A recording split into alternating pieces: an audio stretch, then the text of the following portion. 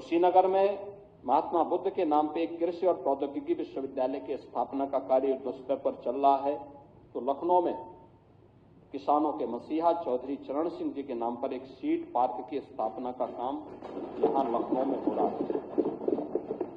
प्रदेश में digital ecosystem और cooperative के माध्यम से एग्री इकोसिस्टम का सशक्त किया गया है। अब ई-केसीसी के माध्यम से ऋण स्वीकृति का समय 3 से 4 सप्ताह से घट करके मात्र 5 मिनट हो गया है। प्रदेश में अन्नदाता किसान और सरकार एआई आधारित कृषि प्रणाली पर काम कर रही है। यूनियन बजट में प्रस्तुत भारत विस्तार एआई कृषि प्लेटफॉर्म किसान को उसकी भाषा में निर्णय सक्षम बनाकर हमें और लाभान्वित करेगा। एपीओज का एक मॉडल आज हम सबके सामने देखने को मिल रहा है और प्रदेश के अंदर तमाम ऐसे हम लोगों ने एपीओज गठित किए हैं जो किसान की आमदनी को खासतौर पर महिलाओं की सहभागिता के माध्यम से बहुत सशक्त बनाता है। झांसी का बलेनी मिल्क प्रोड्यूसर हो या आगरा का मिल्क प्रोड्यूसर, ये सभी प्रदेश में ऐसे 5 बड़े मिल्क प्रोड्यूसर वर्तमान में अपना कार्य कर रहे हैं।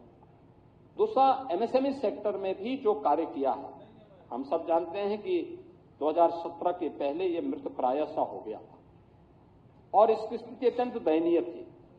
आज ओडीओपी के माध्यम से हम लोगों ने प्रदेश के अंदर जो परंपरागत उत्पाद था एमएसएमई का, उसको वन डिस्ट्रिक्ट वन प्रोडक्ट के माध्यम से इसकी ब्रांडिंग की, इसको डिजाइन के साथ जोड़ा, इसको टेक्नोलॉजी के साथ जोड़ा, इसे हम लोगों ने मार्केट के साथ जोड़ने की कार्रवाई करने के साथ ही पैकेजिंग के साथ जोड़ने के लिए सरकार ने अनेक प्रकार के कार्यक्रम बनाए हैं। आज उसी का परिणाम है कि यूपी 17 के पहले 84,000 करोड़ का केवल एक्सपोर्ट करता था, आज लगभग बढ़कर के 2 लाख करोड़ के आसपास पहुंच रहा है। 77 यानी 77 हमें जीआई टैग प्रोडक्ट आज प्रदेश के अंदर मौजूद हैं जो ग्लोबल मार्केट में जिनके लिए किसी उनकी क्वालिटी पर कोई प्रश्न नहीं खड़ा कर सकता, या यूपी के अंदर मौजूद हैं। आज प्रदेश के अंदर पीएम विश्वकर्मा हो या विश्वकर्मा श्रम सम्मान, इनके माध्यम से प्रदेश के परंपरागत हस्तशिल्पी और कारीगरों को सम्मान दिया जा रहा है। और इस बार उत्तर प्रदेश स्थापना दिवस के आयोजन के अवसर पर उत्तर प्रदेश ने वन डिस्ट्रिक्ट वन कुजीन के कार्यक्रम को भी आगे बढ़ाया है। यानी ये एक नई ब्रांड यूपी दे रहा है जिसमें एक जनपद एक व्यंजन के अभाव उत्तर प्रदेश के अंदर आज देखने को मिल रहा है। 96 लाख एमएसएमई यूनिट प्रदेश को 3 करोड़ से अधिक नौजवानों को यहां पे रोजगार सृजन का माध्यम बना है। तो साथ साथ आदरणीय प्रधानमंत्री जी जो बात कहते हैं लोकल टू ग्लोबल, आज उसका मॉडल हमारा वन डिस्ट्रिक्ट वन प्रोडक्ट बना हुआ है जिसने देश के अंदर यूपी को एक नई पहचान दी है। 17 के पहले सब मृतप्राय सा हो गया था, हताश थे लोग, निराश थे। और जो देश, जो समाज, जो सरकार अपने अन्नदाता किसानों को आत्महत्या करने के लिए मजबूर करती हो, जो सरकार अपने हस्तशिल्पियों का सम्मान नहीं कर सकती हो, उसका कोई भविष्य नहीं और उसके सामने वैसे ही अंधकार होना होगा जैसे समाजवादी पार्टी और कांग्रेस के सामने अंधकार। इन लोगों ने सभी सेक्टर्स में हर एक तबके का इन लोगों ने अपमान किया है, उन्हें हतोत्साहित किया है। किसी भी सेक्टर में आप देखेंगे महोदय, आज प्रदेश के अंदर अगर आप देखेंगे निवेश के लिए किस प्रकार के कार्य हुए हैं। 17 के पहले न कोई नीति थी, न सरकार की नियत थी। असीम संभावनाओं के बावजूद प्रदेश में कोई निवेशक नहीं आता था, क्योंकि निवेश की पहली शर्त है सुरक्षा, निवेश की दूसरी शर्त है सुविधा और निवेश की तीसरी शर्त है कि हम एक पॉलिसी बना करके उन्हें प्रस्तुत करें, उनको बताएं कि हमारी ये पॉलिसी है, इस पॉलिसी के अंतर्गत आप यहां पर आइए, अपना विकास, अपना निवेश करिए। लेकिन ये तीनों प्रदेश के अंदर नहीं थी।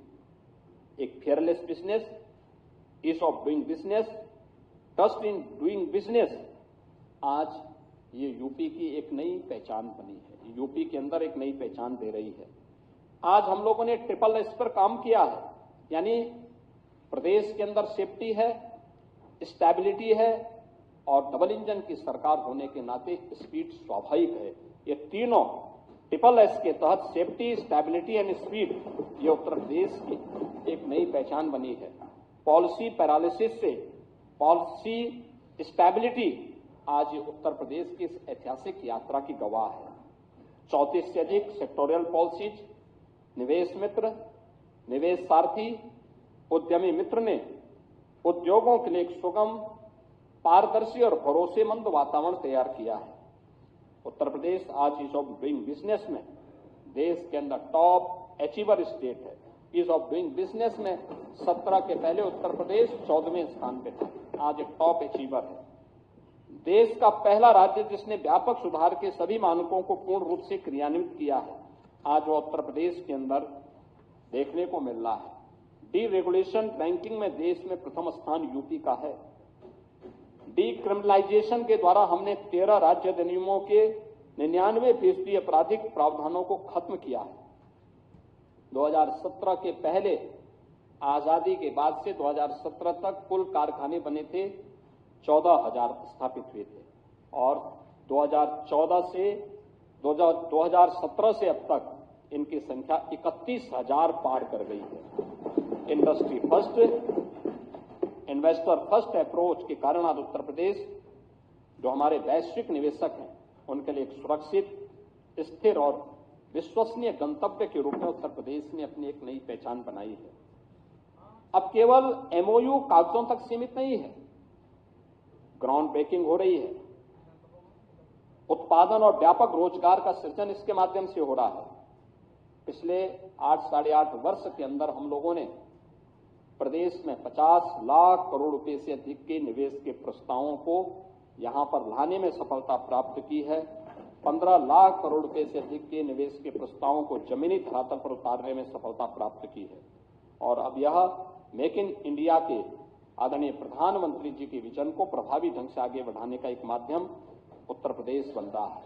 यूपी इलेक्ट्रॉनिक्स एंड आईटी, यह एक नया हब भारत का बनकर के उभरा है, यानी देश के अंदर मोबाइल मैन्युफैक्चरिंग का 55% यूपी के अंदर हो रहा है।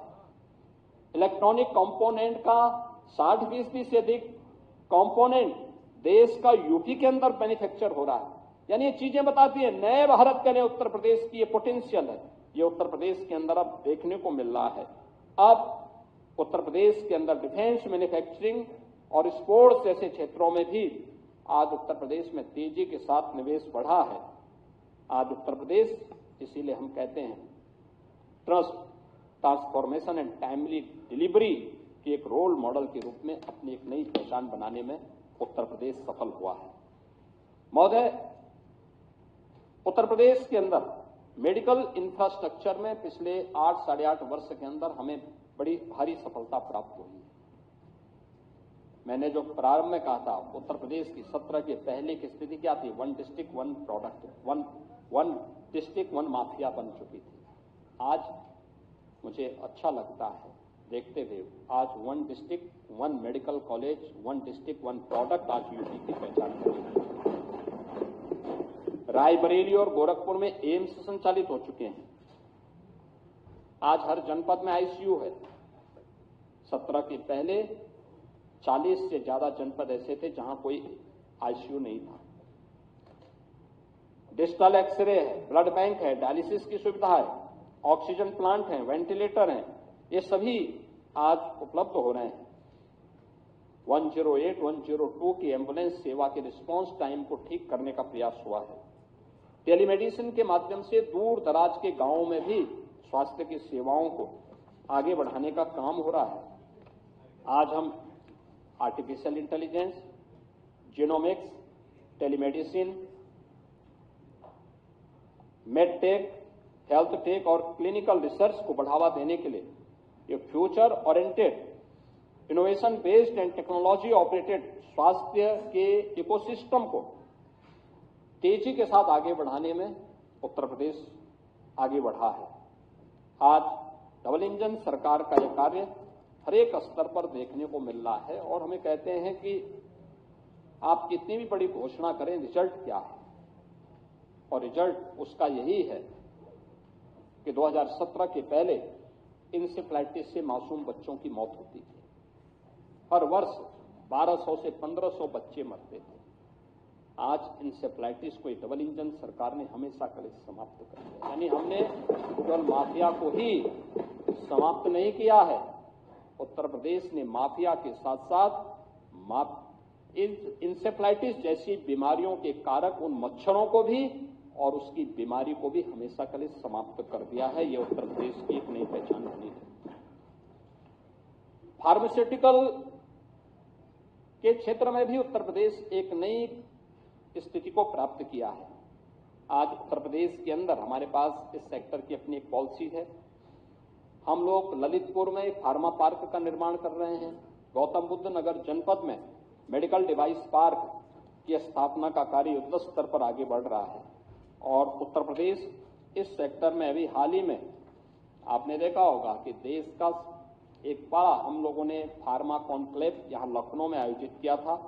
और उसमें जो लोगों के मन में एक यूपी के बारे में जो चेंज देखने को मिला, मैं देख रहा था मेरठ के एक सज्जन जिन्होंने फार्मा के एक बड़े उद्यमी हैं देश के, मेरठ के ही रहने वाले थे। उन्होंने कहा साहब मैं 2006 में रोते हुए यूपी छोड़ करके भागा था, क्योंकि किसी को भी जाना, अपनी धरती को छोड़ना अच्छा नहीं लगता। और मुझे कभी अगर किसी कार्यक्रम में आना होता था, क्योंकि उनके परिवार के एक लड़के का अपहरण हो गया था, उन्होंने यूपी रातों रात छोड़ा था। और मुझे बताओ वहां कॉन्क्लेव में उन्होंने कहा कि जब मैं अब यूपी में इससे पहले जब मैं 17 के पहले आता था किसी शादी ब्याह में, तो चोरी छिपे आते थे, तुरंत कार्यक्रम अटेंड किया फिर भाग जाते थे। और आज मैं कह सकता हूं मैं दिन में रात्रि में कभी भी आता हूं, मुझे मेरठ आकर के गौरव की अनुभूति होती है। और फिर उनके आंखों में आंसू थे। उन्होंने कहा कि साहब हर सांझ के बाद एक सवेरा होता है, आज यूपी ने सवेरा ला करके इस सरकार ने दिखाया है। अब मैं भी यूपी के अंदर निवेश करना चाहता हूं। और बड़ा फार्मा सेक्टर का उद्यमी यूपी के अंदर निवेश करने को इच्छुक है। इसीलिए 1472 एकड़ में हम लोग एकीकृत फार्मा पार्क ललितपुर में बना रहे हैं। और इसके साथ ही हम लोगों ने 350 एकड़ में हम लोगों ने ग्रेटर नोएडा में यहाँ पे medical device park M authority में हम लोग उसका निर्माण का कार्य तेजी के साथ आगे बढ़ा चुके हैं।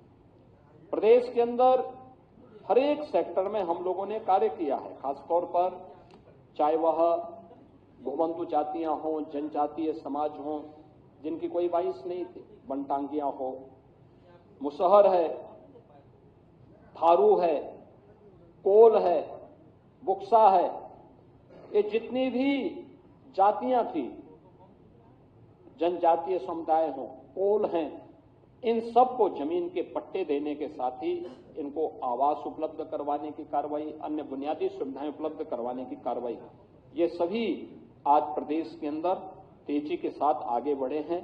पीएम आवास योजना में जो आच्छादित थे उन्हें पीएम आवास से सीएम आवास योजना भी ग्राम्य विकास विभाग के माध्यम से संचालित होकर के उन सभी के जीवन में परिवर्तन करने का एक कारक बन रहा है। पिछले 9 वर्षों में सुरक्षा से समृद्धि और एम्पावरमेंट से एक्सीलेंस तक, यानी आत्मनिर्भर, उद्यमी और नेतृत्वकारी नारी शक्ति की यात्रा को हम लोगों ने देखा है।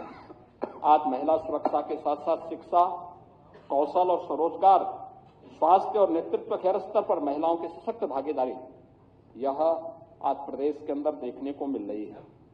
हम लोगों ने 9 लाख सरकारी नौकरी यूपी के नौजवानों को दी है। और मुझे बताते हुए प्रसन्नता है कि इनमें 1,75,000 से अधिक केवल बेटियों को दिया है, उत्तर प्रदेश की बेटियों को। आज बीसी सखी हो, ड्रोन दीदी हो, सेल्फ हेल्प ग्रुप और लखपति दीदी का एक मजबूत इकोसिस्टम यूपी के पास है। मिशन शक्ति के 5 चरण संपन्न हुए हैं। महिला सुरक्षा, सम्मान और स्वावलंबन के साथ अब महिला श्रम बल में इसका परिणाम क्या है? 13% 2017 के पहले जो महिला श्रम बल यह 13% थे,